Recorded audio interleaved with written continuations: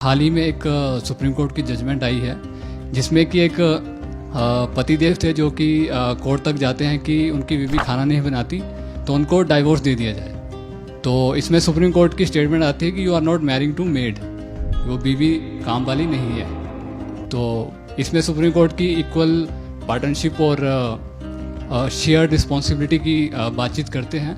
लेकिन जैसे ही आचार्य जी ये खबर सोशल मीडिया पे वायरल होती है तो उसमें बहुत सारे कमेंट्स आना शुरू हो जाते हैं। तो आचार्य जी इन कमेंट्स को पढ़ के भी ऐसा लगता है कि जब हम बीवी की बात करते हैं तो उसमें हम उस महिला को एक घर की देखभाल, बच्चे पैदा करने और सेक्स के लिए देखते हैं। जब जो आम सिद्धांत है विवाह का, शादी कर लो तो घर आएगी तो घर संवार देगी, चूल्हा चौका देख लेगी, बच्चे पैदा कर देगी और ये सब हो जाएगा, तो जो भी पुरुष कर रहा है और जो भी स्त्री कर रही है, विवाह में प्रवेश जब कर रहे हैं तो वो इसी परिभाषा के अंतर्गत ही तो कर रहे हैं ना। और ये परिभाषा उन्हें बहुत पहले से पता है। तो जो बात कह रहे हैं वो तो पते की कह रहे हैं, क्योंकि एक करार है, अनुबंध है, कॉन्ट्रैक्ट है, वो है ही इसी तरह का, जिसमें सीधी सी चीज ये है कि वो घर देखेगी, वो खर्चे उठाएगा, वो हाउस होल्ड ड्यूटीज निभाती है और वो केयर टेकर और प्रोवाइडर है। तो जब आप कहोगे कि भाई मैं ही खाना क्यों बनाऊं, तो वो भी कहेगा फिर कि मैं ही पैसे क्यों कमाऊं।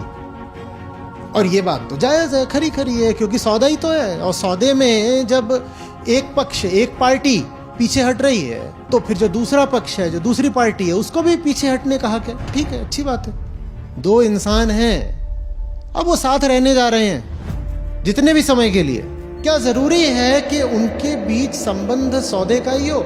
और अगर सौदे पर आधारित है, जो कि है, तो फिर दोनों पक्षों को अपनी अपनी ओर के दायित्वों का निर्वाह तो करना पड़ेगा। आप एक कॉन्ट्रैक्ट पर साइन करने के बाद ये नहीं कह सकते कि अब मैं इसकी टर्म्स को फॉलो नहीं करता। कर सकते हैं क्या? अब कह रहे हो नहीं मैं ये नहीं करूंगी, वो कह रहे हैं मैं वो नहीं करूंगा। अगर वो ये नहीं करेगी, अगर वो नहीं करेगा, तो कॉन्ट्रैक्ट क्यों किया? वो कॉन्ट्रैक्ट करना भी है और फिर उसकी शर्तों का पालन भी नहीं करना है, ये कैसे चलेगा? तो सवाल फिर मैं दूसरा उठाना चाहता हूं, क्या दो इंसानों के साथ रहने का कोई और तरीका नहीं हो सकता? क्या जरूरी है कि बिल्कुल व्यापार की तरह दोनों के क्षेत्र, सीमाएं, कर्तव्य और अधिकार बांध दिए जाएं? और विवाह में भी अगर आप इसी भाषा में बात कर रहे हो तो आपको पता होना चाहिए कि ये एक एग्रीमेंट है, ये एक एग्रीमेंट है, और अगर एग्रीमेंट है, साइन कर रहे हो तो अब उसका पालन भी करो।